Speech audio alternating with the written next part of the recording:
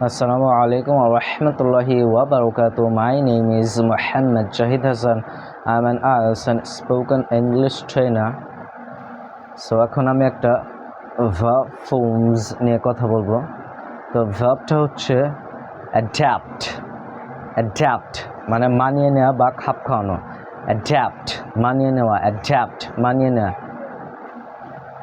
Verb ফর্মসগুলো হচ্ছে adapts,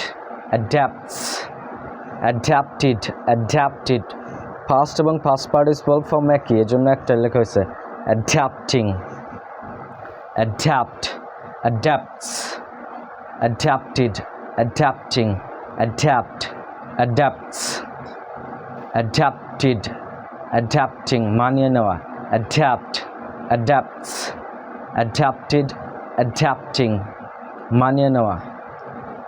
তো এটা দিয়ে আপনারা এক্সাম্পল ইউজ করতে পারেন, যেমন I adapt to change, আমি পরিবর্তনের সাথে মানিয়ে নেই। He adapts to change, সে পরিবর্তনের সাথে মানিয়ে নেয়। I adapted to change, আমি পরিবর্তনের সঙ্গে মানিয়ে নিলাম, নিজেকে মানিয়ে নেওয়া আর কি। I have adapted to change, আমি পরিবর্তনের সঙ্গে নিজেকে মানিয়ে নিয়েছি। I am adapting to change, I am adapting to change, আমি পরিবর্তনের সঙ্গে নিজেকে মানিয়ে নিচ্ছি।